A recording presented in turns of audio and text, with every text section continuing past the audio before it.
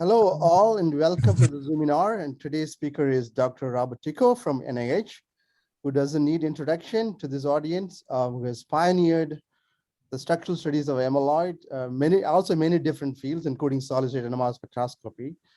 So I also would like to welcome Dr. David Wellicke from MSU, Michigan State University, to the panel, who is going to introduce the speaker and moderate the Q&A session.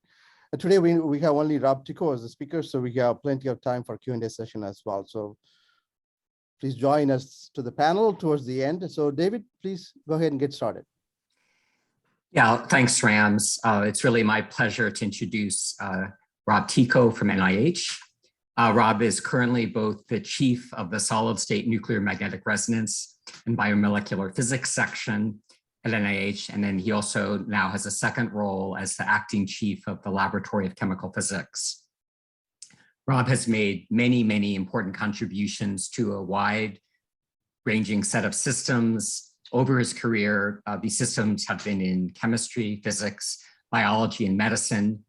I would say that the contributions first really got started in his initial independent career at Bell Labs, where he worked on important materials, including fullerenes and quantum wells.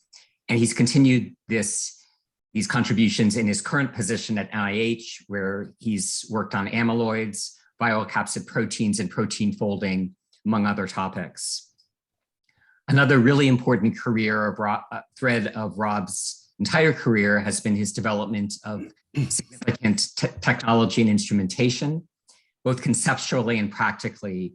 And there has been a particular emphasis on development of solid-state NMR to probe structure and motion in solid and semi-solid materials. And more recently, Rob has worked on technology development in electron microscopy and cryo-electron microscopy. In solid-state NMR, Rob's many important contributions have included pulse sequence development, optically pumped NMR, ultra-low temperature NMR, rapid mixing and freeze-quench, and dynamic nuclear polarization, including application of DNP to imaging. Rob's many significant contributions have been recognized in many well-deserved awards, including the Plyler Prize for Molecular Spectroscopy from the American Physical Society, the Laukien Prize in Magnetic Resonance, the Anfinsen Award of the Protein Society, and election to the US National Academy of Sciences. So I very much look forward today to hearing about some of Rob's important work in amyloid fibrils. Rob. Thank you very much, David, and thank you, Rams, for organizing this very valuable series of online lectures, which has helped make the pandemic period more enjoyable for all of us. Okay, so I will talk about structures and structural variations in amyloid-beta fibrils. I was originally thinking of talking about some other systems, but I'm just going to focus on amyloid-beta in today's lecture, and that's the peptide with the sequence shown here. As you all know, the A-beta peptide comes in two varieties principally, a 40 amino acid sequence that stops here, if you can see my cursor, and a 42 residue sequence that has two additional hydrophobic residues at the C-terminus. And loosely speaking, the topics I'm going to discuss today are, first of all, what did we learn from solid-state NMR and non-cryo-EM, non-cryogenic electron microscopy before 2017 when cryo-EM became feasible as applied to amyloid fibril structures due to technological developments in software. So what do I'm going to just kind of summarize in the first 5 or 10 minutes some of the things that we learned from solid-state NMR, and then ask, did that turn out to be correct now that we can see a greater variety of fibril structures from cryo-EM? And can solid-state NMR still contribute new information? And I think, there the answer is yes. And I hope that the talk will illustrate some of the ways in which solid-state NMR can and will continue to contribute to our understanding of amyloid fibrils. I will then talk about structures of A-beta fibrils, first that we determined with solid state NMR, and more recently that we've determined from cryo-EM, and how those relate to fibril structures that have been determined by other people. Our studies of brain-derived fibrils depend on seeded fibril growth, which is essential for solid state NMR, as you may know, and as I'll discuss later. And so there's a question about whether it's okay to study brain-seeded fibrils. The structures you see there are they really relevant? So I'm going to talk about that a little bit. And then the topic of does A-beta polymorphism, the fact that there are multiple distinct A-beta fibril structures, does that somehow influence the development of Alzheimer's disease? Does it matter which fibrils actually form in your brain? And finally, if there is time, I'm going to quickly talk about some current efforts in my lab to develop time-resolved solid-state NMR for studies of transient species in various structural conversion processes, and particular recent data, very preliminary data, trying to apply those techniques to early events in A-beta aggregation. That depends on whether I have time to discuss that last topic. All right, so we've been studying A-beta in my lab for about 23 years. And when we got started on this project, there was not very much known about the molecular structures of amyloid-beta fibrils or about any other amyloid fibrils. The one thing that was known for sure is that they contain beta sheets aligned as shown here, with the hydrogen bonds between beta strands running approximately parallel to the fibril growth direction, and the beta strand segments running primarily perpendicular to the fibril growth direction. So that's a cross beta structural motif. So it was known from X-ray fiber diffraction that amyloid fibrils contain cross beta structural motifs, but all the other details were really pretty unclear.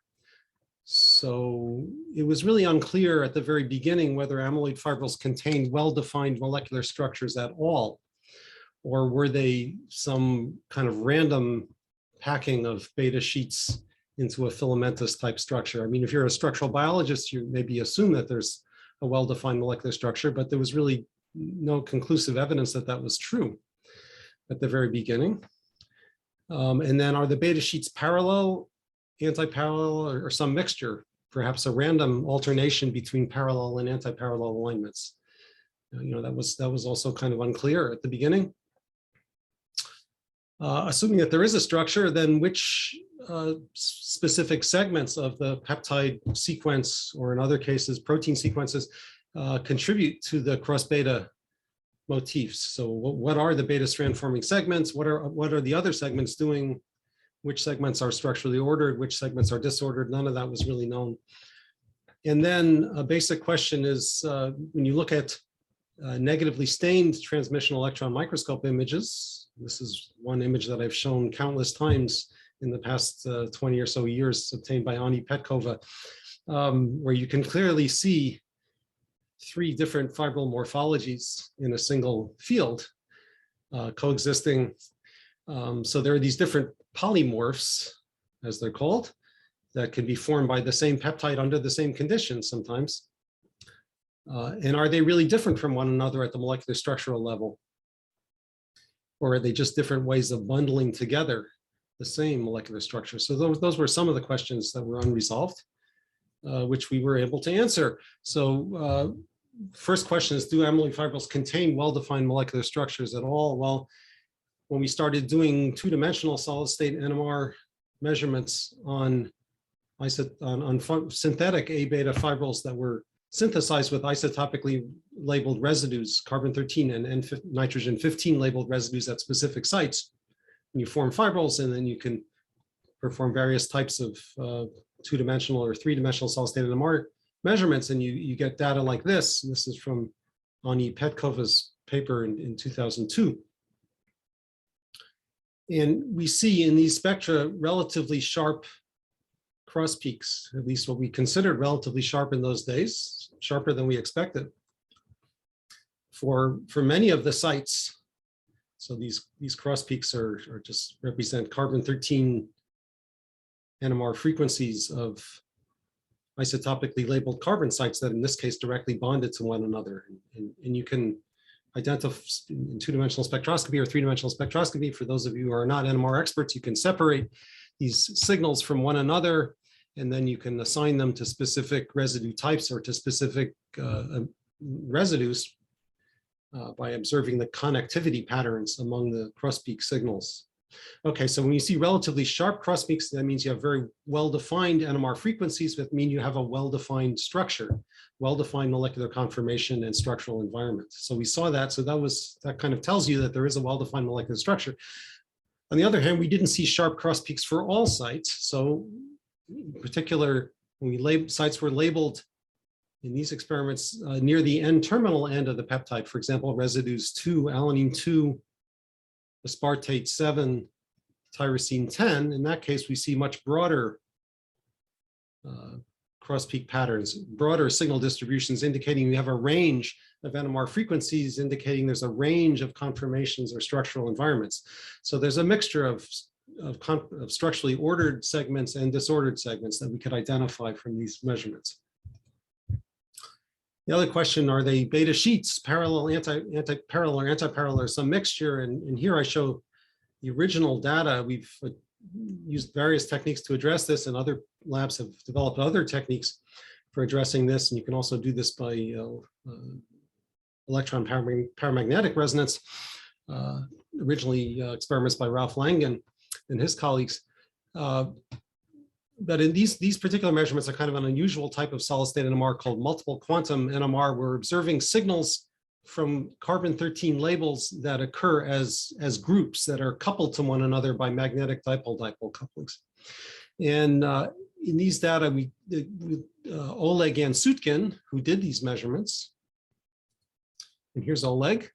I want to give him credit for starting this project in my lab. He prepared fibrils with carbon-13 labels at a single site, just a methyl carbon of alanine 21 or a methyl carbon of alanine 30.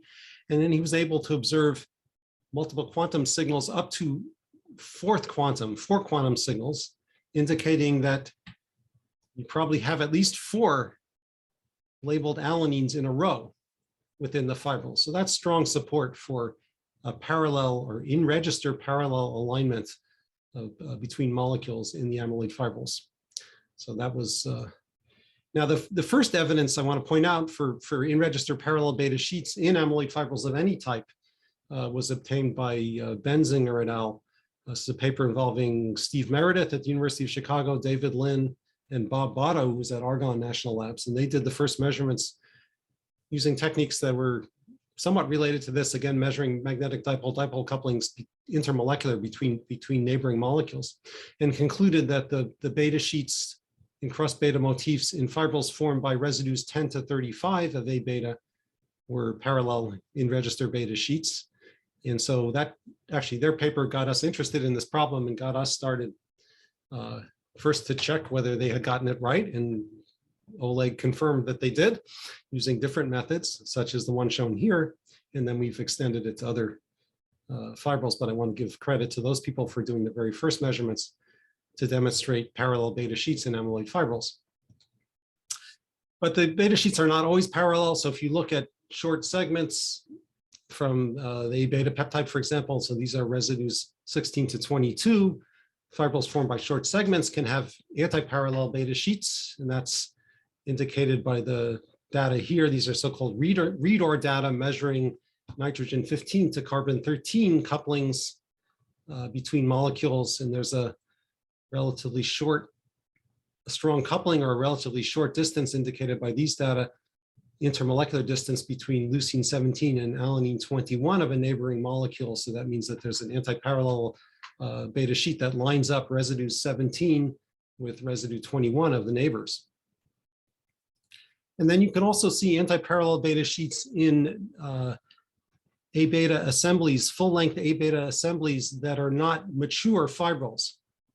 So these are data obtained by Wei Cheng in my lab, published in 2012, for Iowa mutant A beta fibrils, D23N fibrils. in a proto-fibrillar state. So protofibrils, these are these kind of wormy fibrils, wormy assemblies, relatively short, highly curved assemblies that you sometimes see that precede the formation of long, straight, mature fibrils. And these data, similar to the ones data shown up here, indicate a relatively short distance between residues 21 and 17. That's these data here. And also between 30 and 36. So there's actually it's a double layered anti-parallel beta sheet structure that exists in these metastable intermediates in the fibril formation process. And you can look at this paper to see the details of that. Okay, now the question of whether fibrils that look different in electron microscope images actually have different molecular structures, do they or do they not? Well, this was largely settled by experiments done by Ani Petkova, published in 2005. Some of you are probably familiar with this paper, where she discovered that you could get different polymorphs, predominant polymorphs, by subtle variations in the growth conditions, growing A-beta fibrils in vitro, either quiescently, just letting the solution sit in a tube on the bench top at room temperature for a long time, and then you get fibrils that look like this. Or you could take the same tube, and as the fibrils are growing, you gently agitate the solution, slosh the solution back and forth in the tube, and then you get fibrils that look different. And we call these twisted fibrils, we call these striated ribbon fibrils. These are fibrils that grow under agitated conditions, tend to self-associate to give you these what look like flat ribbons with striations or lines along their length. So there's these two different fibril morphologies. And then when Ani looked at the solid state NMR spectra, there were differences in the cross-peak patterns that indicated different molecular structures in the two cases.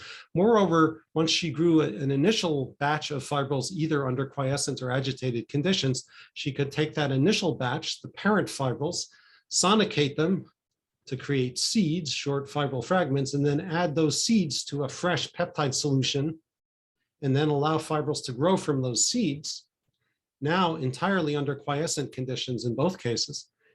And then the morphologies that developed in the electron microscope images from those seeds matched the morphologies of the parents. Moreover, the solid state NMR spectra also matched the spectra of the parents. So this indicated that there actually are self-propagating molecular level polymorphisms in A-beta fibrils. And this is true of other fibrils as well. Similar things have been observed by other labs.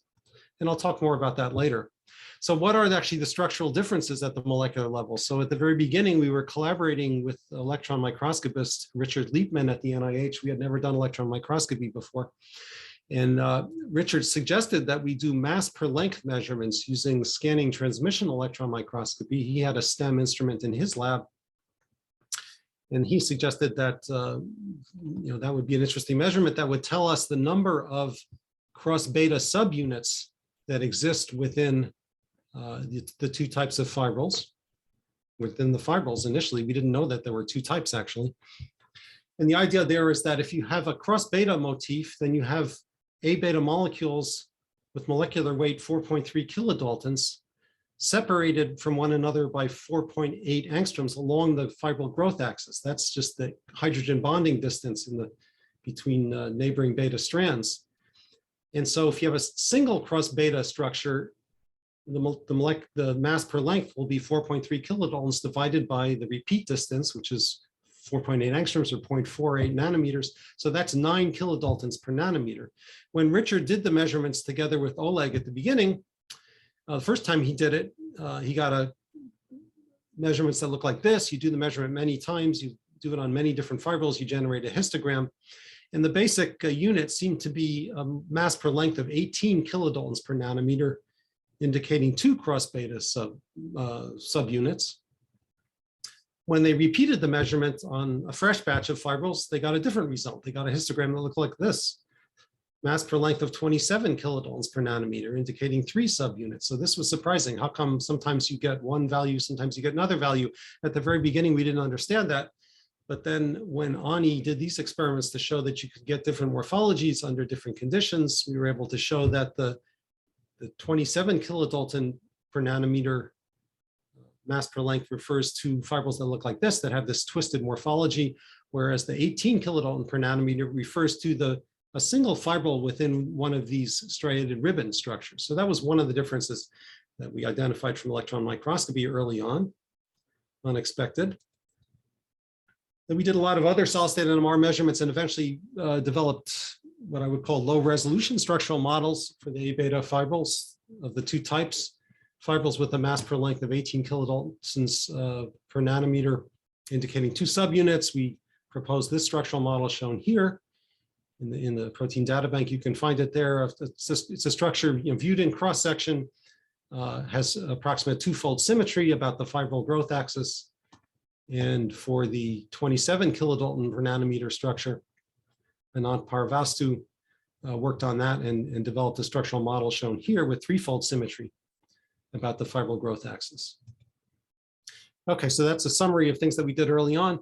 So were these conclusions correct based on what we have seen subsequently from the variety of structures that are now available from cryo-electron microscopy, as well as other people's work from solid-state NMR? Well, I mean, the answer is basically yes, I would say. So most of the features that we thought were there from solid-state NMR turn out to be correct. So the parallel beta sheets, the twofold symmetry about the fibril growth axis, disordered N-terminal tails, the fact that you have a structure with hydrophobic interactions in the core. All the hydrophobic side chains here are shown in green. These things are commonly observed. In A-beta fibrils, the N-terminal beta strand is generally on the outside of the fibril. The C-terminal segment is generally buried in the interior of the fibril, as shown here.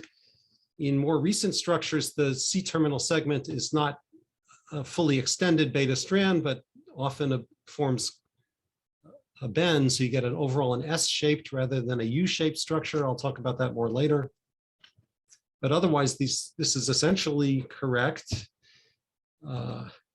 Threefold symmetry hasn't been seen by cryo-EM in A-beta fibril structures, but it has been seen in other fibril structures. And these are two examples from the MRC lab, Shores Sheris and his colleagues, both for these ORB2 fibrils that he published in Science in 2020 and these tau fibrils in a recent bioRxiv paper. I don't know if that's published yet. So this threefold symmetry does exist, at least in some amyloid fibrils. Okay, so after working on these fibrils grown in vitro, that's what I've been talking about up to this point. For about 10 years, we got interested in asking, what are the structures? How do those compare to fibril structures that might develop in brain tissue in Alzheimer's disease? And this was work that was done initially with Steve Meredith at the University of Chicago, who I think is in the audience. I think I saw him in the participant list. So hello, Steve.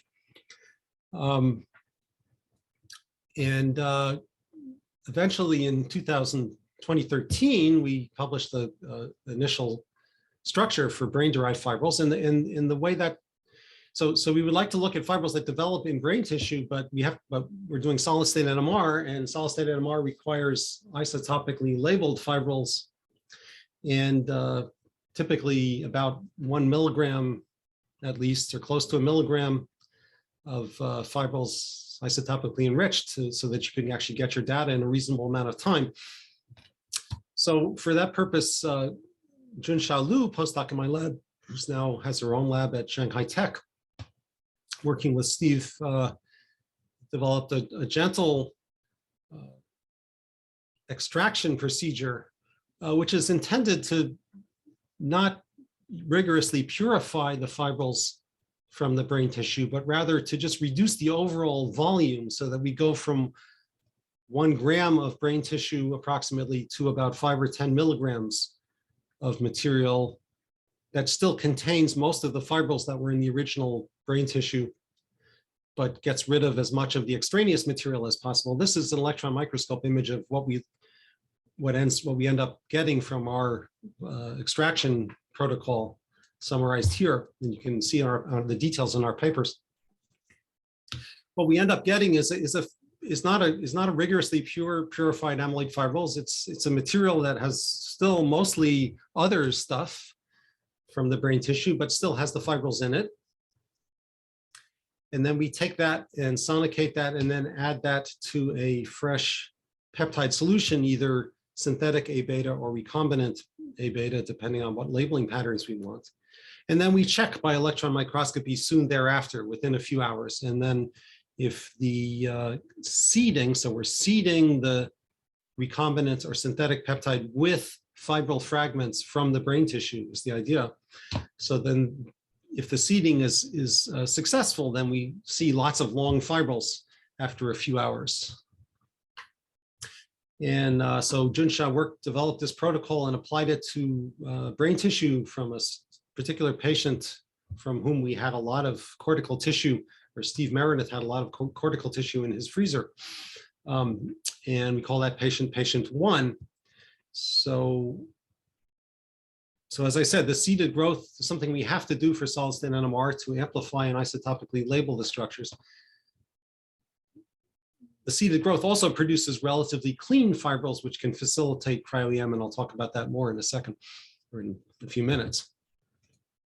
So then Junsha was able to do a lot of solid-state NMR measurements on samples that were derived in this way from cortical tissue of patient 1, and then developed the structural model shown here. Now, this is a threefold symmetric structure, and I believe this is correct. And why do I think that? Well, first of all, the mass per length measurements indicate 27 kilodaltons per nanometer, which indicates 3 cross-beta structural cross-beta subunits, suggesting threefold symmetry, but doesn't really prove the symmetry, and that's actually a complicated issue, and I'll get to that more later. But in this particular case, the solid-state NMR spectra themselves show very sharp cross peaks, and really a single set of cross peaks. And from 3-dimensional solid-state NMR measurements on uniformly labeled fibrils prepared in this way from patient 1, from the same patient, we were able to assign the chemical shifts, assign the signals to individual carbon and nitrogen sites for every residue in the entire sequence, from residue 1 up to residue 40, except for glutamate 22. We were not able to identify signals from glutamate 22, so maybe there's some dynamics or disorder at that particular site. But otherwise, it's a well-ordered structure from residue 1 to 40. It's kind of unusual and well-resolved single chemical shifts. So that means that every A-beta molecule essentially in the sample has the same structure and the same structural environment. That, together with the mass per length measurements, indicates that there must be threefold symmetry. Turns out that also threefold symmetry, I also tested in the structure calculations, twofold symmetric models, and that didn't fit the solid-state NMR constraints as well as the threefold symmetry does. So I think this is correct for threefold symmetry.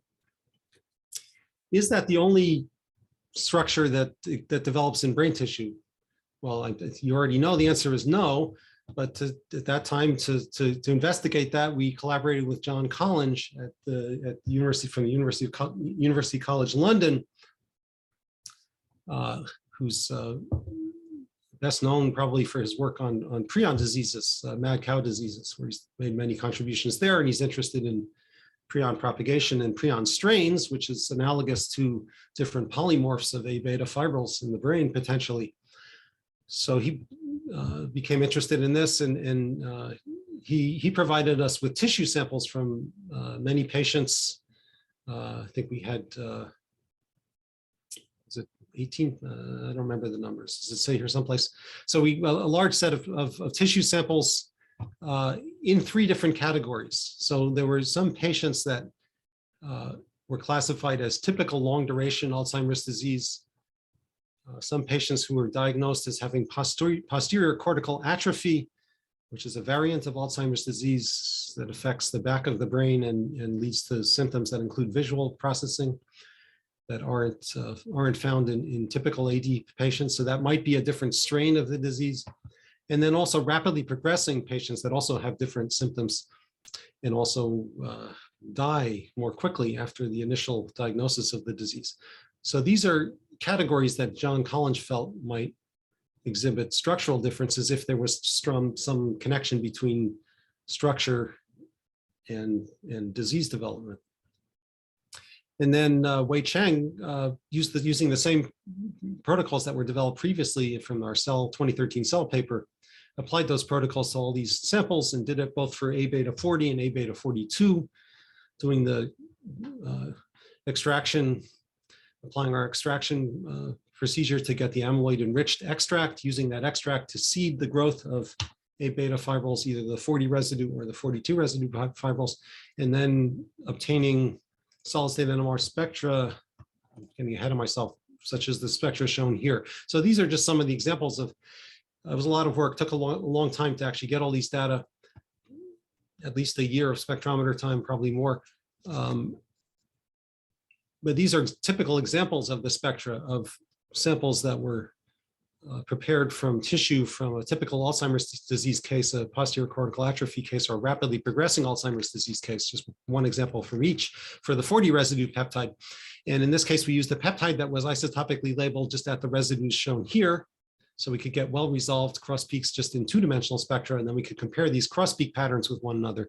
And here you can see right away that the typical AD and the PCA, at least in these cases, look very similar cross peak patterns indicating similar predominant A-beta polymorphs for the 40 residue peptide. The rapidly progressing case was a more complicated cross peak pattern indicating a greater variety or greater heterogeneity of the fibril structures, a greater polymorphism of the fibrils that actually existed in the brain tissue.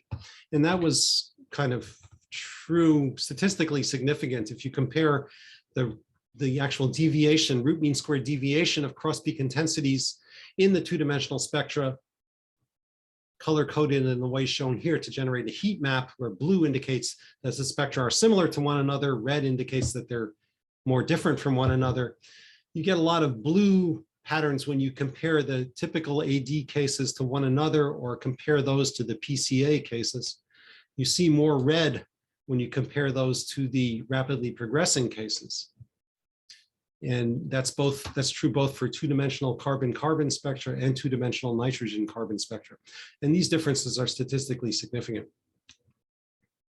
For the case of the A-beta 42 fibrils, we didn't see statistically significant separation of the different patient categories or the different disease subtypes.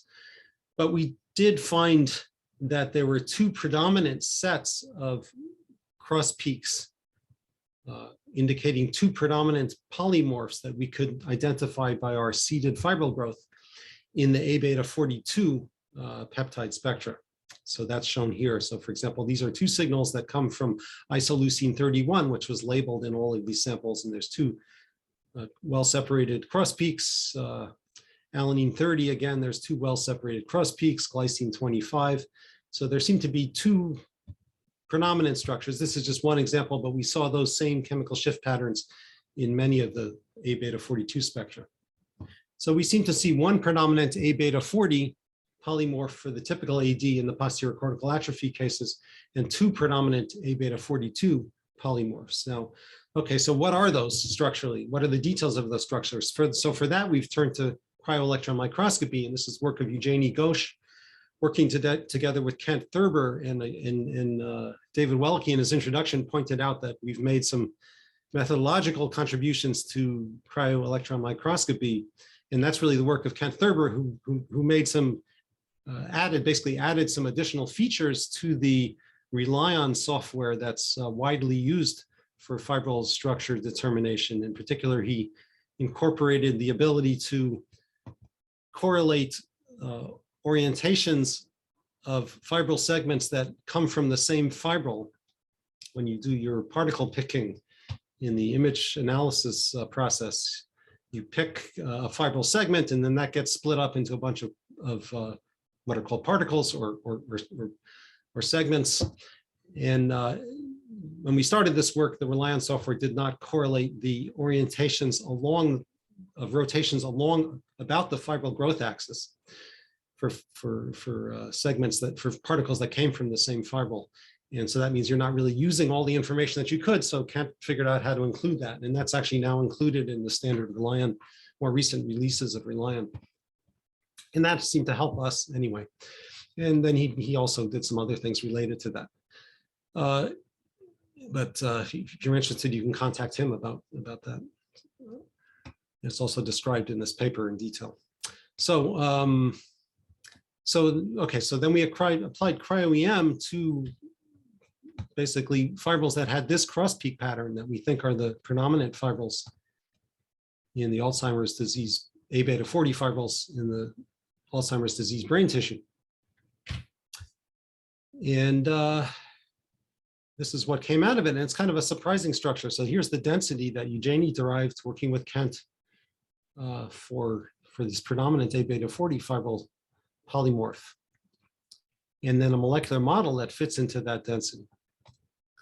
So it's surprising in two respects, at least. So first of all, there's not the traditional U or S-shaped conformation for the A-beta peptide. So it appears that residues 12 or 14 to 40 have a nearly fully extended conformation. It's not a single beta strand, but it's stretched out as shown here. We also see these salt bridges, D23, K28 salt bridges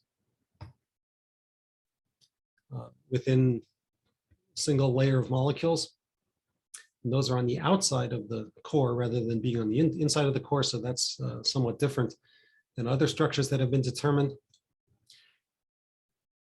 And then there are these outer layers of density, which were kind of mysterious and somewhat surprising. What are those? So that puzzled us for a while. And so it turns out that these fibrils, if you do mass per length on them, have a mass per length of about 27, indicating 3 cross-beta subunits. Now, I talked about that earlier as an indication of threefold symmetry. Well, it's not necessarily an indication of threefold symmetry. As I said, we can conclude that there's threefold symmetry if the solid state NMR spectra also show sharp single set of cross peaks, sharp signals, a single set of chemical shifts indicating a single conformation and a single structural environment. Well, that's actually not the case for solid state NMR spectra of these fibrils. They're actually more messy than that. So it's not necessarily symmetry. The mass per length indicates that there are somehow, though, 3 cross beta subunits. Well, 2 of the cross beta subunits are here and here. So the third subunit somehow comes from these outer density layers. Now, how could that be? So there are 2 distinct layers out here that are contributing a mass per length, contributing to the mass per length that you would have as if they were a single cross beta subunit, but they're actually 2 distinct layers. So what is that?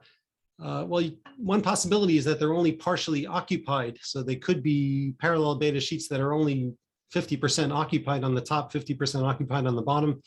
But that's not true because the density of these outer layers is the same as the density of the inner layers. So the alternate explanation that we came up with is that these outer layers are actually some kind of a cross beta motif that's comprised of beta hairpins. If you have a beta sheet formed by beta hairpins as shown here, then the spacing between molecules, instead of being 4.8 angstroms, which is the hydrogen bonding distance, is actually twice that. It's 9.6 angstroms from one molecule to the next, which means that the mass per length contribution from such a beta sheet motif would be half that of what you would have from a normal in-register parallel beta sheet. And then there are 2 of them. So the idea is that each of these outer layers basically acts like half a cross beta subunit.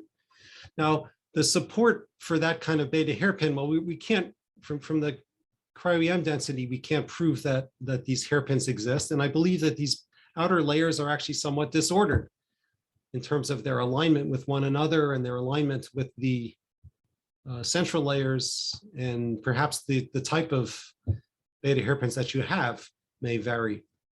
But we can get some support for that from solid state NMR measurements. And these are measurements where we've introduced nitrogen 15 in the first beta strand segment, carbon 13 in the second beta strand segment, and then we're looking for couplings from nitrogen-15 to carbon-13. And these data, these are the so-called reador measurements, measurements of dipole-dipole couplings between N15 labels and C13 labels. Those indicate a distance of about 4.8 angstroms between N15 and C13 for about 1/3 of the A-beta molecules in the structure. So that's consistent with this kind of an idea. So it would only be the outer layers that contribute to these data, because it's only the outer layers that have the beta hairpin structure. So we're suggesting that the overall fibril structure looks something like this, and you can see more details in this paper. Now, what about the A-beta 42? So again, going back to here, so that we concluded that there seem to be two predominant A-beta 42 fibril polymorphs in these brain-seeded preparations. So we've been looking at that, and this is work of Myung-Woon Lee that's still unpublished. I'll just give you sort of the state of progress there. So using the same approaches, looking at brain-seeded A-beta 42 fibrils.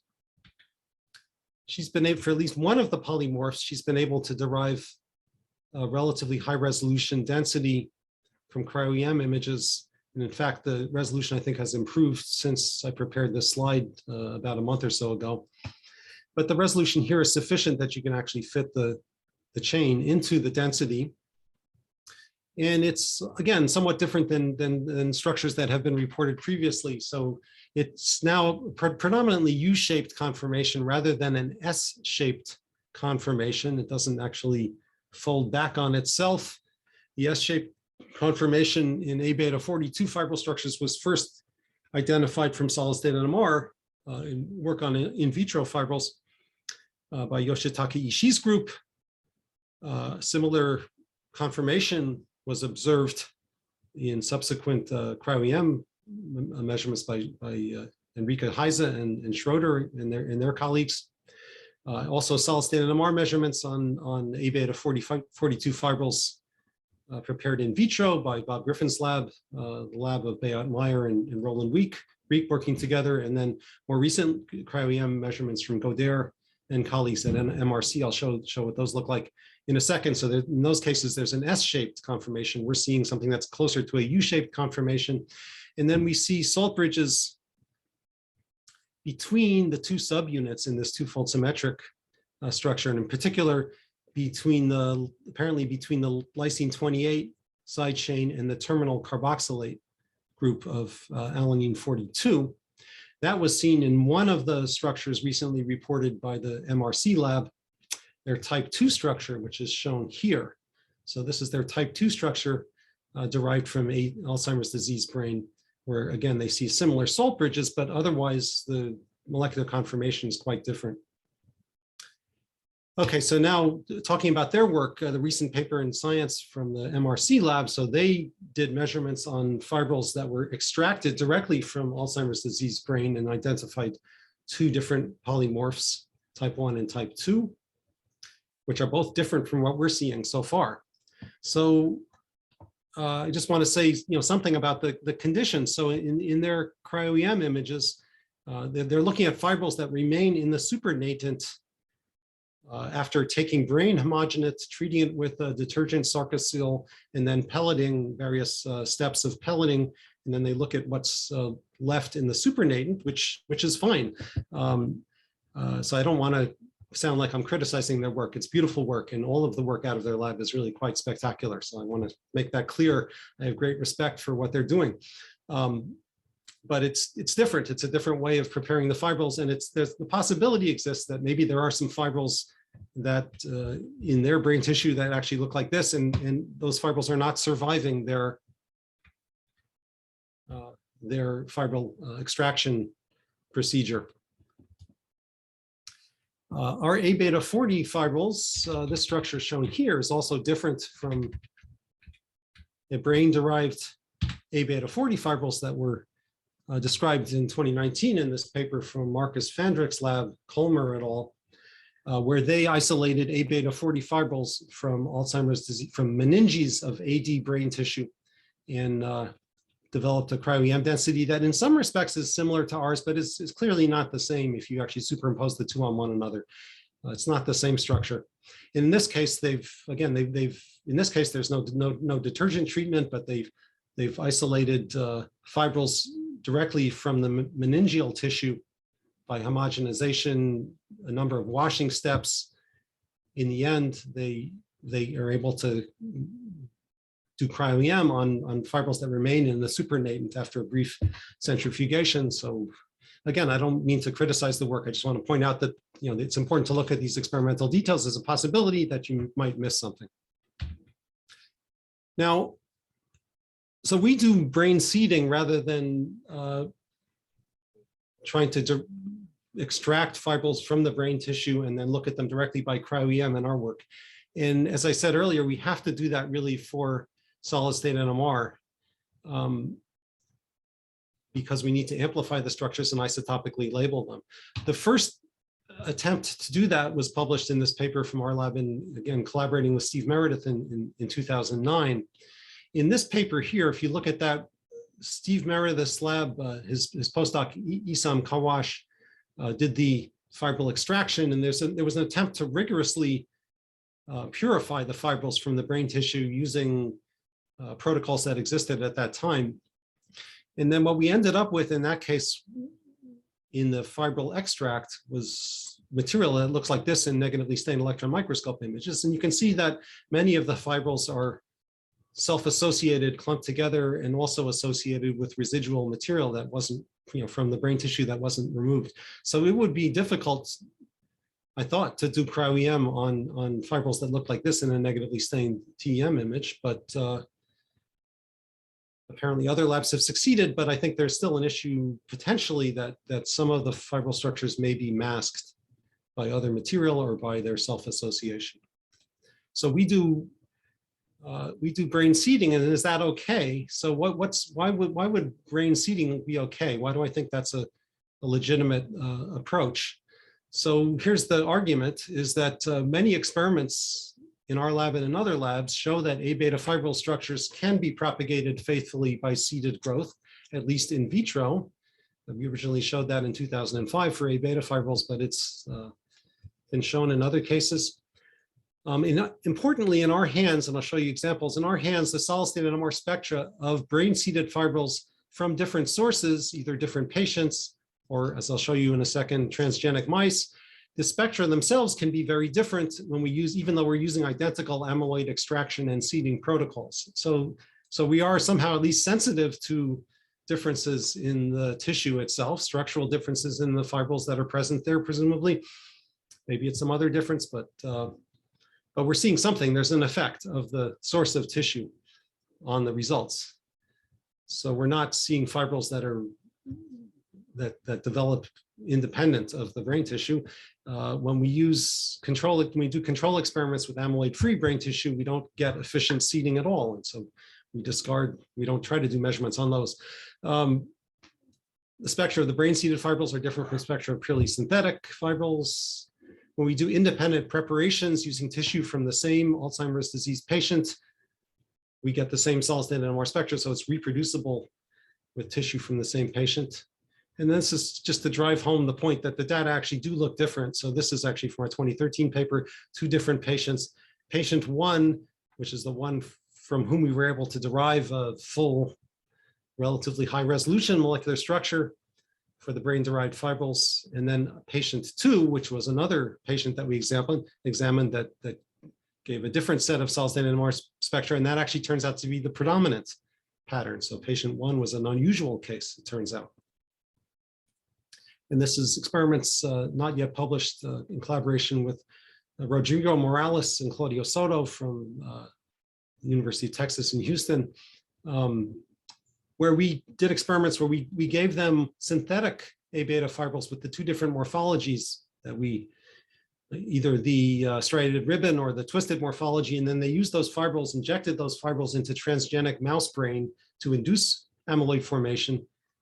Did a variety of experiments on the brain tissue, sent us some of the brain homogenate, and then we used that brain homogenate from the transgenic mice to seed fibrils that we then did solid state NMR measurements on. Then we get the cross-peak patterns here. And then again, brain homogenate from transgenic mice that were treated with different fibrils initially to induce amyloid formation. Those look different. That's the red and blue. And those also look different from the predominant structures from human tissue, which are in these green X's. So there's really different results from different samples.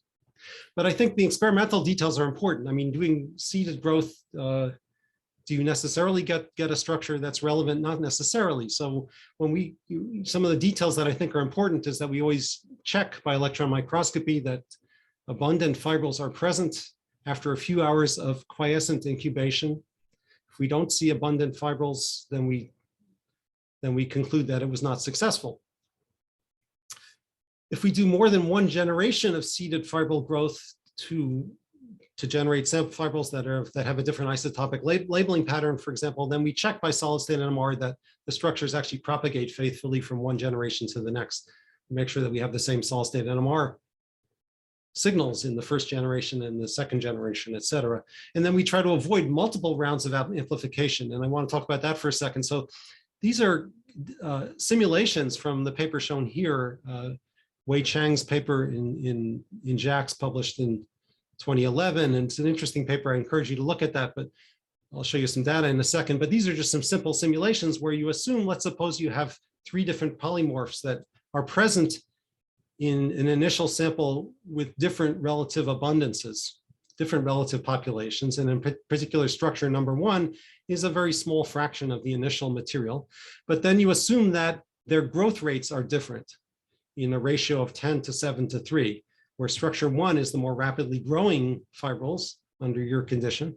Then after you go through many generations, you see eventually structure 1 will rule out, will win out after many generations of seeded growth because it propagates most efficiently in seeded growth. So if you do many rounds of amplification, then you can clearly change the relative abundances of different fibril structures, and structures that were initially a minority population can eventually dominate. So you want to avoid that. And this was actually verified experimentally by Wei Cheng in this paper, growing Iowa mutant fibrils at 2 different pH conditions, otherwise the same, pH 7.4 or pH 8.9, growing them under quiescent conditions. These are thioflavin T data, just showing the growth, the buildup of thioflavin T fluorescence in the first generation of seeded growth under either the pH 7.4 or pH 8.9 conditions. And then after 9 rounds of seeded growth, you get much more rapid fibril growth to a different asymptotic level, meaning that you have a different structure, a structure that grows more quickly and also exhibits stronger thioflavin T fluorescence. If you use the other pH, then you kind of get the opposite behavior. You evolve from a structure with higher fluorescence to a structure with lower fluorescence. And then if you look at solid state NMR spectra of the first generation and the 9th generation, you can also see that the cross-peak patterns have changed. So you have to take these considerations into account. So the point is, we're aware, we know about these complications, we're aware of these problems. And anytime you use seeded growth to amplify structures from tissue, you have to think about these issues. All right, I'm out of time, so I'm just gonna skip the rest of the talk because it's not essential. And I was going to talk about, oops, I'm going the wrong direction. I was going to talk about this recent paper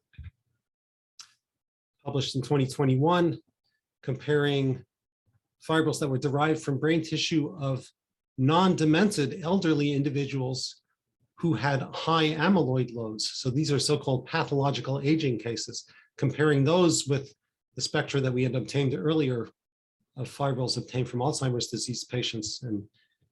And are they different? So is the predominant structure that develops in elderly people who don't have Alzheimer's disease but have a lot of amyloid in their brain, is the predominant structure different from the predominant structure in Alzheimer's disease cases? And our conclusion was that no, it's not. The predominant structure is not different, but there are still some subtle differences in the solid state NMR spectra, indicating some subtle differences in polymorph, relative populations of different polymorphs. What does that mean? I don't really know the answer, but I encourage you to read this paper for what we think about that, or we can talk about that if you'd like. And then I'm going to skip our efforts to apply time-resolved solid-state NMR, except to show you that we can do this. So this is a two-dimensional solid-state NMR spectra of a frozen solution of an A-beta peptide that's in its monomeric structurally disordered condition. And this is what it looks like 23 milliseconds later, after rapidly changing the pH from high pH to neutral pH to initiate fibril self-assembly. And we can see rapid changes in the solid-state NMR spectra that we hope to interpret and do additional measurements like this to answer questions about the early phases of oligomer formation or A-beta self-assembly. And thank you for your attention. If you have any questions, I'll try to answer them. And I will stop sharing.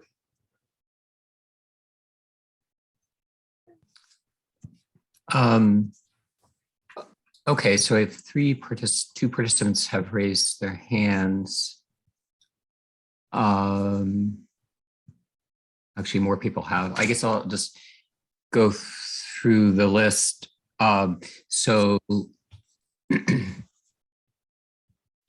David, I'm promoting them to the panel so they can ask. Oh, okay. Okay, sounds good. Yep.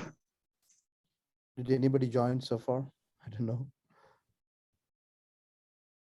Okay, Sunil Kumar. Sunil, go ahead. Okay.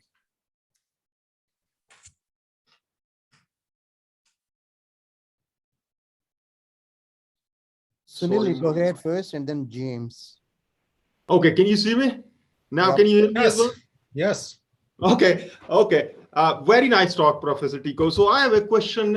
It's more a general question in terms of you talked about how these fibers they template the monomers, and I guess it's a very similar behavior in our lab we have observed with synuclein and other labs as well. But in case of, for example, in synuclein, there is this C terminus. There was a recent paper in PNAS about the NMR, how the seeding takes place, where the C terminus of these fibers, they recruit the monomer initially, and then they bring the monomer and then templating process starts. So I wonder if there is something such phenomena takes place like in the A-beta. There's a specific segment that oops, sorry, that's okay. So somebody needs to mute themselves, I think. I hear an echo. So like you're asking whether there's a specific segment that kind of initiates the templating process. Is that what you're asking? Yeah, so is there any kind of pre-recruitment process you might have observed? So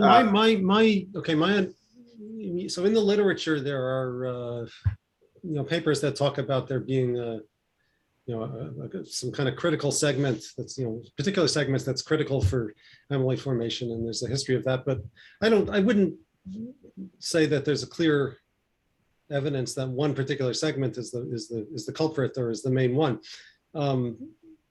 But I think what actually happens in fibril growth is, and this is pure speculation really, but I think it kind of makes sense, and I hope someday we'll be able to test this. But that as a fibril is growing, we characterize these structures either by solid-state NMR or by cryo-EM. Those are the structures of the bulk of the fibril.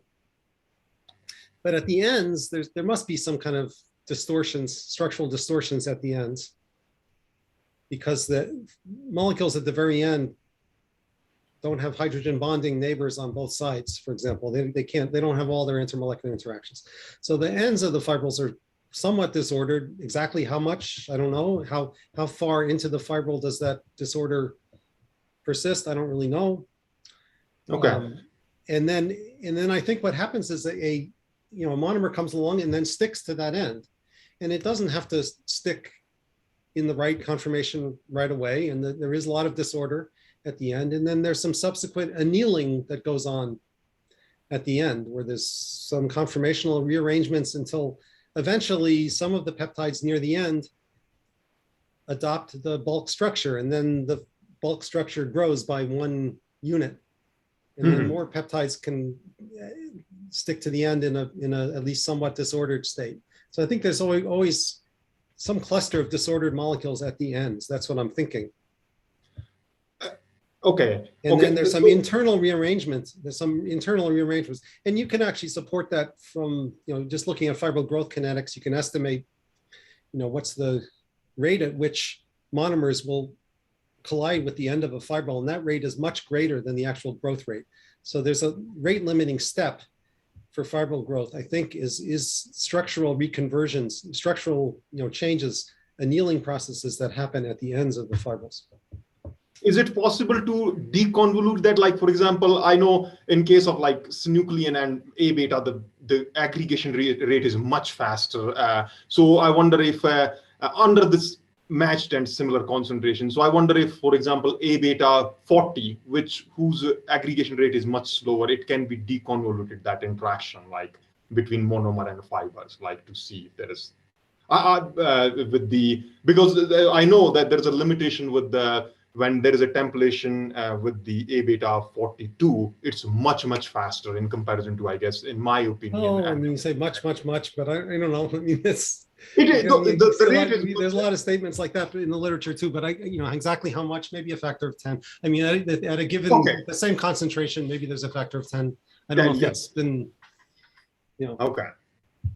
Okay, well, thank you very much. I've probably said everything I could say that's at all meaningful, and I'm not sure I've said anything meaningful yet, but no, it's fantastic. It's a good question. I think what happens at the end is is very interesting, and I think, you know, attempts to develop fibril growth inhibitors. I mean, if you want to develop inhibitors that, you know, in a rational way that somehow are based on structural studies, and that's actually been kind of successful in the hands of a number of groups.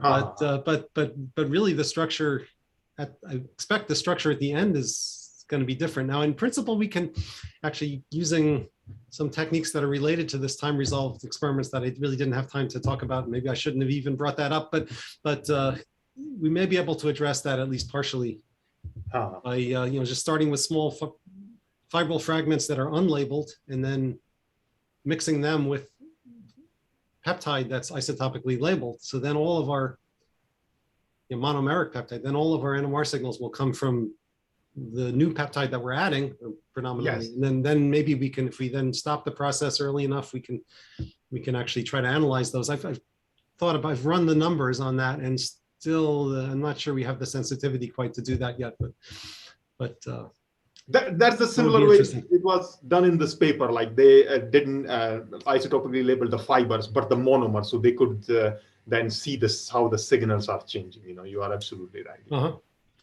Okay, well, thank you. Okay. Is it James? Or you know? Thanks so much for a really exciting and edifying talk, Rob. Really wonderful science that you've been doing. It's really enriched the field.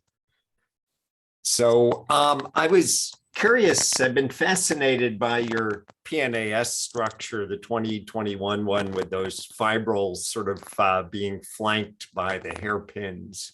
I guess one of my questions, you mentioned heterogeneity in the structures. Do you know if there's a lot of heterogeneity in the registration of the hairpins? Or I mean, I don't know for sure. I don't know much about the hairpins, but I think there will be. I mean, I showed one, you know, possible hairpin structure, but you know, where you could have hairpins like this, you could have hairpins like this alternating. You could have them, you know, the way they're aligned relative to the central two layers. I don't know for sure. We have, you know, some very vague support for a particular alignment, but we don't really know. And then the alignment of, you know, there's hairpins on the top. Assuming that there are hairpins at the top, and we have some support for that. If there's hairpins at the top and hairpins at the bottom, you know, how are they aligned with one another? I mean, they're not touching each other, so there's no constraint really there.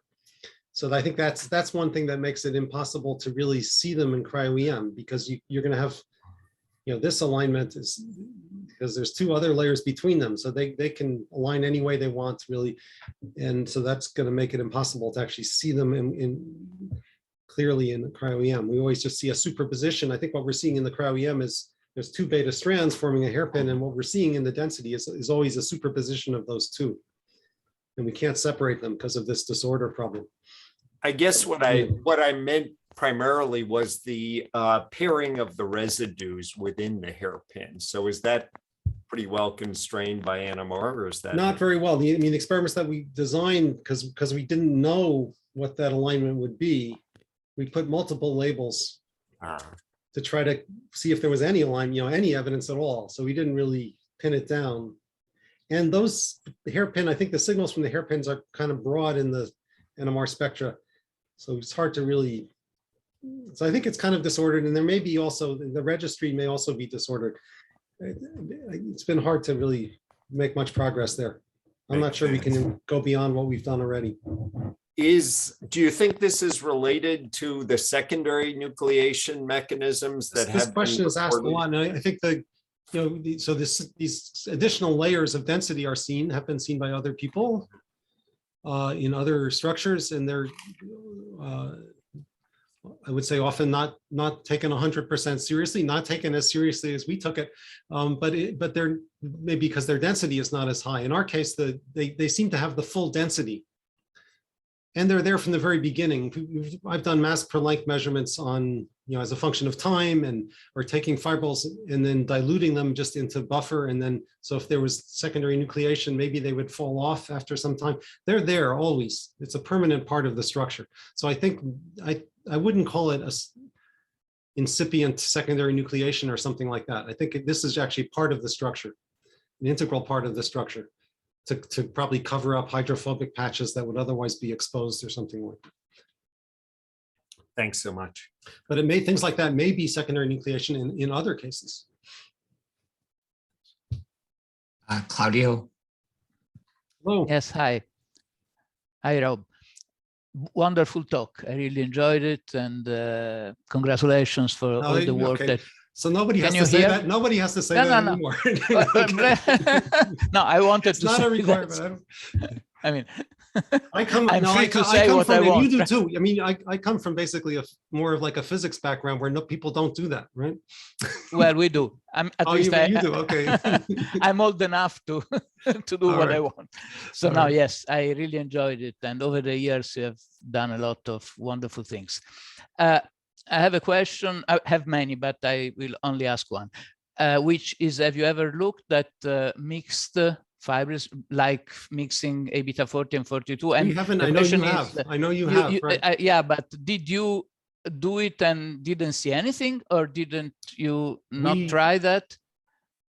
We have not tried. You have not tried. I would be curious. Yeah, we should because try to. as you have shown, I mean, there are very many ways of getting fibrils, and I think you are one of the people who really believe that the way you do them, you make them, is very important, and things can go very differently. So I would be curious to see if any other lab would try to get mixed fibrils as we have done. Yes, Claudio. I mean, just for people who don't know, Claudio and his colleagues have published data to support the idea that at least under their conditions, they found Those conditions where yes. I guess equimolar mixtures of A beta 40 and A beta 42 seem to form fibrils that maybe are an alternating 40-42 structure. And we haven't tried to repeat what you've done, but that's interesting. I mean, a related issue, not quite the same, but it has to do with cross seeding. And so I think, this issue, I spent a lot of time kind of defending, I would say, our approach of using seeded fibril growth. I think the main issue really there is the cross seeding. Is that honestly, speaking honestly here, as I always do, but in this particular case, I'm also speaking honestly. We take a tissue extract, we use that as a seed to grow fibrils, adding those seeds to either A beta 40 or A beta 42. And then we kind of assume that the A beta 40 fibrils are growing from A beta 40 fibril seeds, and the A beta 42 is growing from A beta 42 fibril seeds. And that may not be true in 100%, because in vitro, there is cross seeding. It's maybe not as efficient, and it's maybe depends on what the seed structure is, how efficient it really is. There was an idea early on, I think, that really the the two peptides are incapable of cross-seeding one another. That's not true actually in our hands and in general. So that is a concern, is that maybe, do we know that the A-beta, our brain seeded A-beta 40 fibrils were seeded by A-beta 40 amyloid? Yeah, I guess hard to be sure about that. Yeah. I guess if you do seeding, you probably start from small segments of one or the other. Well, there's a mixture. Okay. There's a mixture in our tissue samples. There's both are present based on ELISA measurements that we've done. Okay, I'd be curious if you want to try that. Okay, thanks for suggesting that. Great. So there are 3 questions in the Q&A. I'll read the first one. Hi, Rob. Great talk as always. Patient 1, this is from I guess Jun Sha's work, has unusual symptoms misdiagnosed as Lewy body dementia. This brings alpha-synuclein to mind. What do you think about it in its role of co-fibrillization, and means particularly at the molecular level? I mean, I guess it's the same idea. Can you form fibrils with both proteins? So that's a question from Steve Meredith, who's our collaborator on that paper. And hello, Steve. Yeah, the structure that I showed, the threefold symmetric brain-derived structure, was from this patient 1. And it was only after we had done the experiments and developed the structure that we went back and looked at the autopsy report for that patient and found that it was actually an unusual patient with unusual symptoms, originally diagnosed as Lewy body dementia, as Steve is pointing out. And maybe that's why we've only seen that structure in that from that one patient. And I would be very interested in actually looking at other Lewy body dementia tissue to see if we can find that. So far, we haven't seen the same set of signals in other, in samples from other patients. And does it have something to do with the presence of alpha-synuclein? I mean, I don't have an answer to that question. He's asking about co-fibrillization. I just don't know. I mean, I don't know if there are, and I'm not, I just don't know whether there's a literature already in vitro about co-fibrillization of alpha-synuclein and A-beta. Maybe somebody in the audience will have something to say about that. I don't know. And this one is from anonymous attendee. I think you answered this. Oh, actually, maybe Steve, did you want to further discussion? Now you can ask live.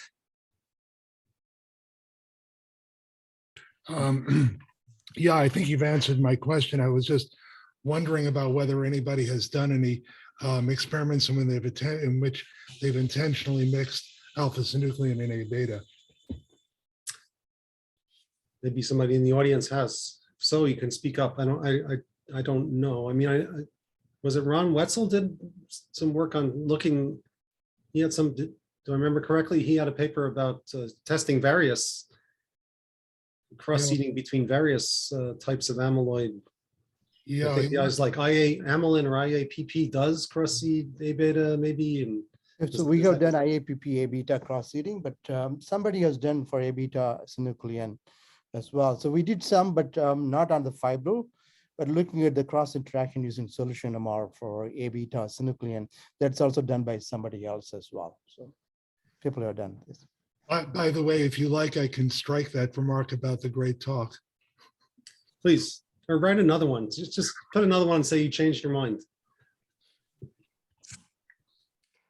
Another question in the Q&A. The reason I made that comment about the, from a physics background, when you go to some, in my days at Bell Labs, nobody ever said, "Oh, that was a great talk."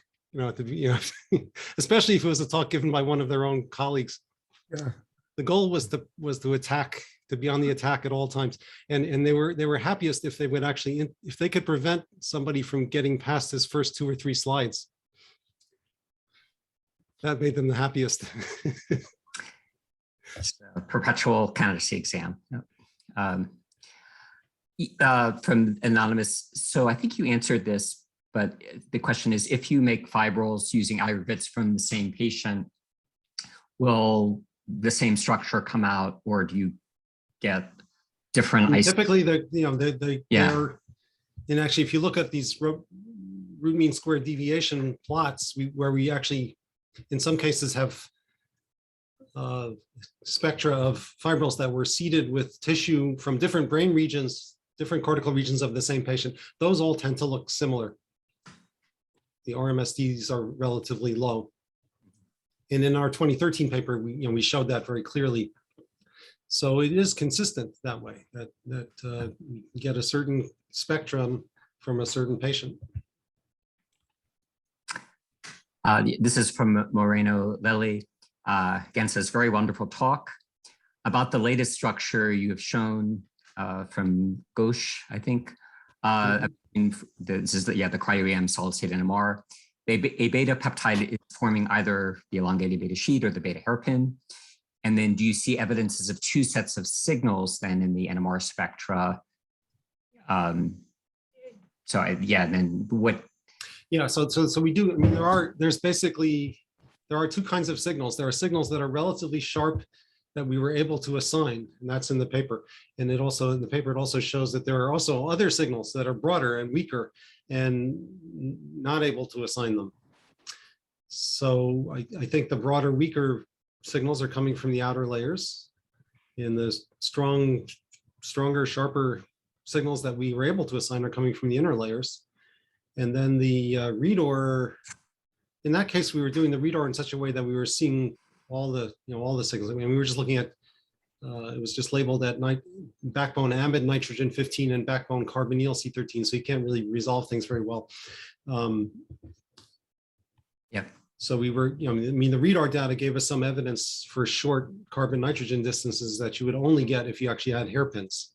So those for 1/3 of the population, right? That's and when it works out to be about 1/3 of the population. Yeah, so that's very compelling. Yeah. Well, yeah, well, I think so. Okay. And then also from a different anonymous, perhaps, homogeneous populations of patient samples might vary when using the seeding method. Does this diversity affect the fibrillar structure? I guess perhaps this is asking within a single patient. There's heterogeneity. I'm not sure what homogeneous populations of patients sample. Mm-hmm.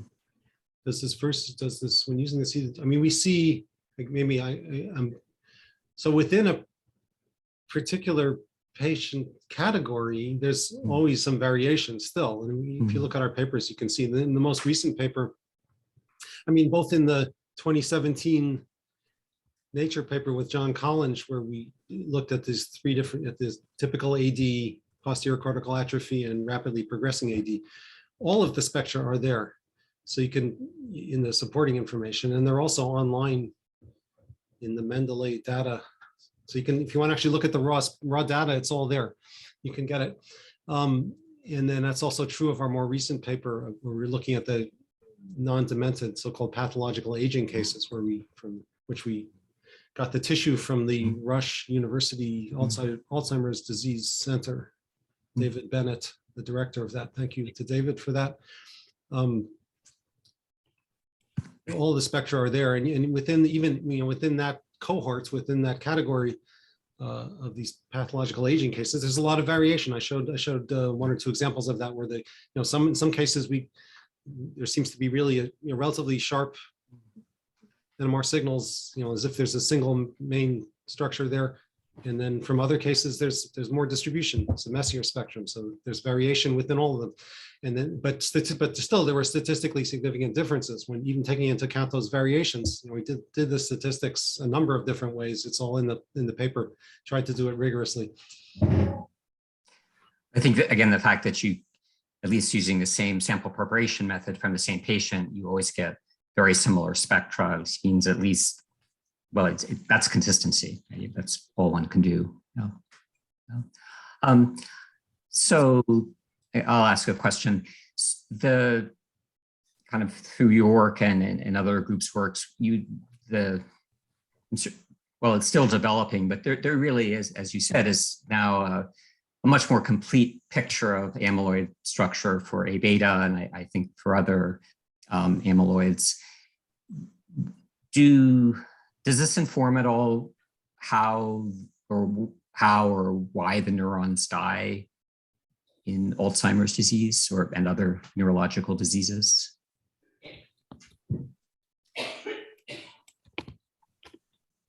No, I mean, not necessarily. It doesn't distinguish among different possible mechanisms of neurodegeneration. I mean, I don't know if, scientifically, I don't know if there's a clear answer to that. I think more sociologically, I'm detecting less discussion of oligomers and more emphasis on fibrils now that you can actually see the fibrils and clearly see in more cases. I mean, of course, I always believed the solid state NMR, but not everybody does. People who don't do solid state NMR, it's kind of a complicated technique. It's not as direct as microscopy. But so the fact that there's so much has come out from cryo-EM now about fibrils, it's tending to make people take the fibrils seriously again. And the fact that I guess, at least, I mean, in A beta, I think it's still unclear the connection between polymorphism and the disease progression, or the variations in the disease hasn't been completely established. There's various little bits of evidence from different types of measurements, but it's not such a clear story. In the case of the tauopathies, the MRC group has made a sort of clear, convincing case there. It was sort of along the same lines. I sort of early on in the talk. Although still there, I mean, still there. There's the question of still why does it happen? But why do these differences exist? Mm-hmm. Why does it happen? Why do you? I guess in the tauopathies is also the different variants of the tau protein itself, different constructs, which makes it a slightly different situation. Phosphorylation, yeah. Mm-hmm. There's right. Sort of along the same lines, kind of quite early in your talk, I think this again is from. Actually, I think this may be from Wei Cheng's work, that the 42 didn't show, at least in the NMR, as convincing differences that in NMR spectra, chemical shifts correlated with disease progression. And then, I mean, I think, at least from my understanding of this field, there's, the 42 is the more toxic, maybe, although less abundant. Do you have any sort of hypothesis why there's less correlation, and I guess what that might mean? If anything. We didn't have as much data as one thing, but I don't really know. I'm not entirely sure that the beta 42 is necessarily the main problem. I mean, right. both peptides are there, and right. They behave. The two peptides behave somewhat. I mean, one is more hydrophobic than the other, but I don't know if they're. As far as the idea that one of them is much more toxic than the other, I don't know if that's. I'm not sure that that's true.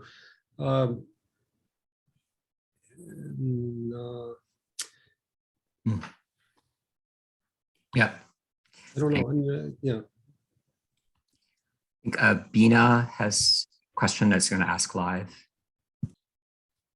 Hi.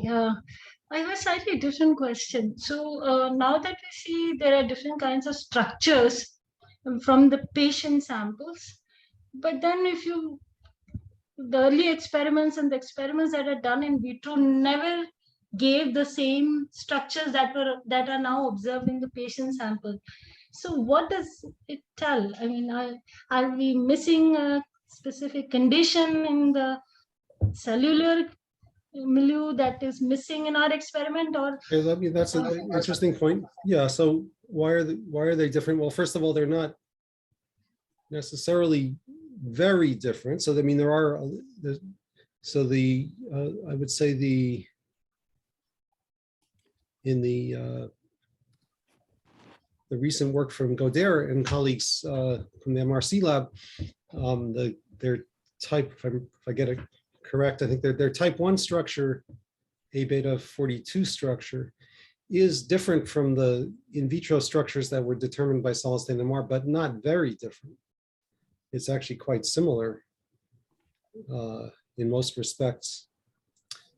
So it's not that it's a qualitative difference. I think it's these differences are subtle structurally.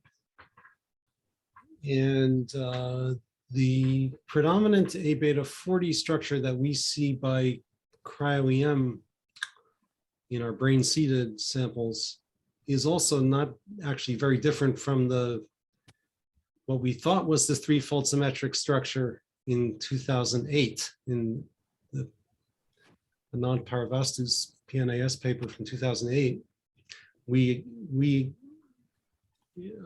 There we proposed the threefold symmetric structure, structural model for fibrils that actually have in the EM images look very similar. And actually in cryo-EM images also look very similar. So but their NMR spectra are still slightly different, and I'm not sure what that means. So, so I think the differences can be very subtle between. And so, maybe is that because of some cofactor? And you're sort of suggesting that there, and this is an issue that comes up, and it's been discussed in various papers. Is there a cofactor that is important? And again, anecdotally, in our 2013 paper, this patient 1 threefold symmetric structure, which again, that one I think is threefold symmetric. We have the data to support that.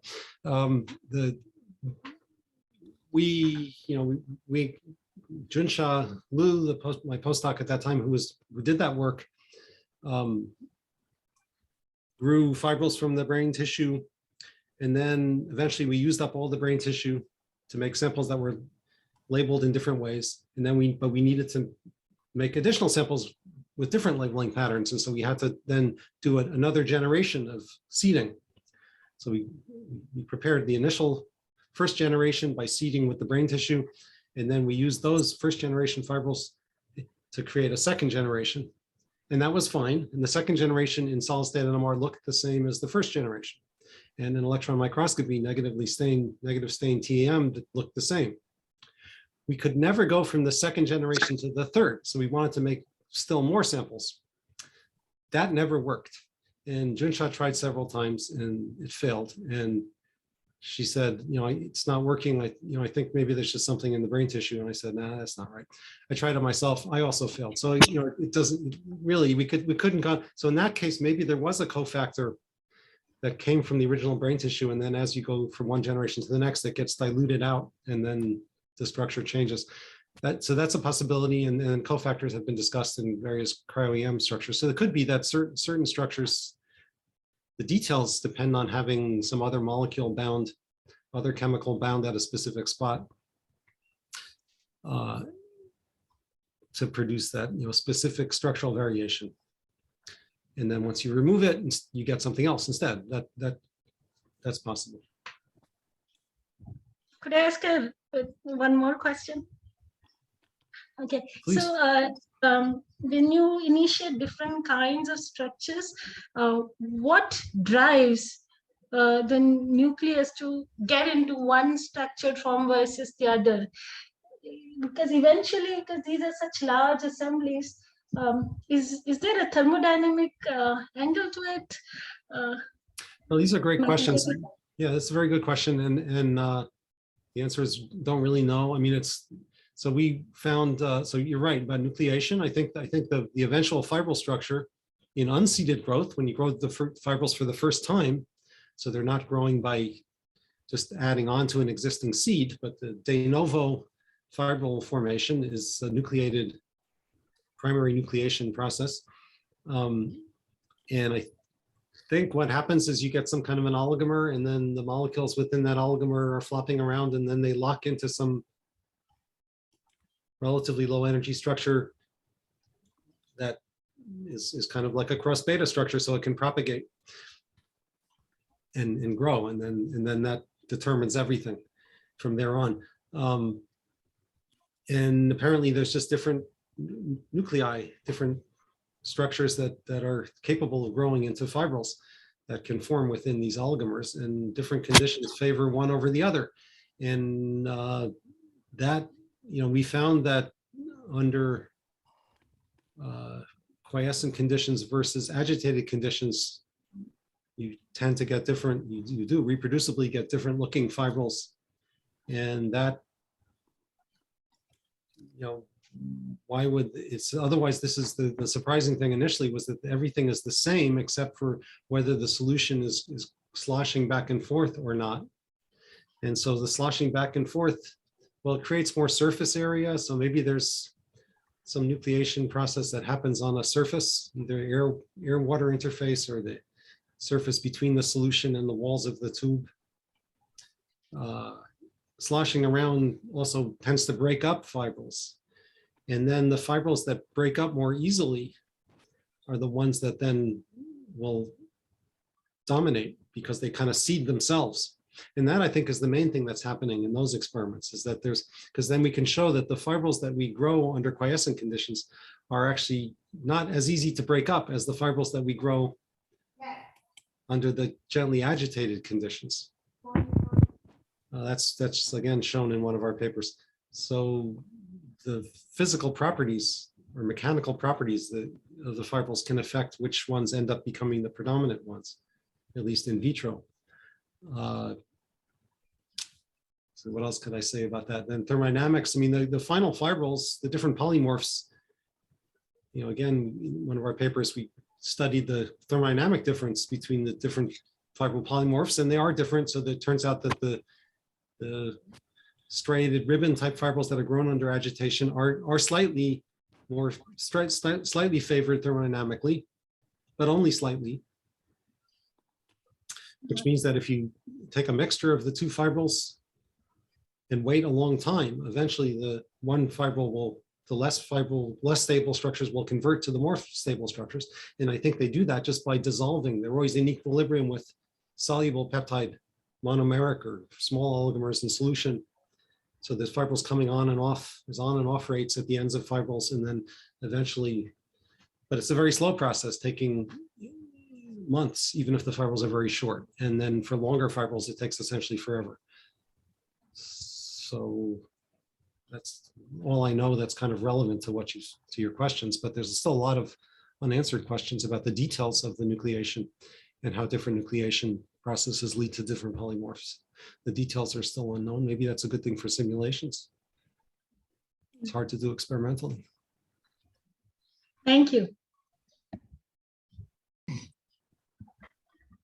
Great talk, Rob. Great talk, great Q&A Thanks for all the questions. It's fun to talk about these topics. Yeah, great. So just to touch upon the last question on the fiber species, did you have ever any observation on the conversion of one fiber species to another in the experimental conditions? You said pretty much. I think yeah, that's in one of our papers. We showed that if you take a mixture of the two, the quiescent and the agitated fibrils, you can see by NMR that gradually, okay, one peak goes away and the other peak comes up. So it does happen. They do interconvert, but they interconvert. I mean, they don't convert internally. I don't think. I think they interconvert by just dissolving. Mm-hmm.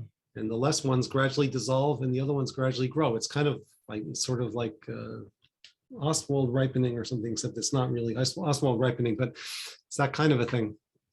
Right. So there are no other questions, so we can close the session. Thank you very much, Rob. Okay, thanks, pleasure. David. Thanks for the opportunity again. Thanks for the questions. Great talk. Thank you. Bye. Great. Bye.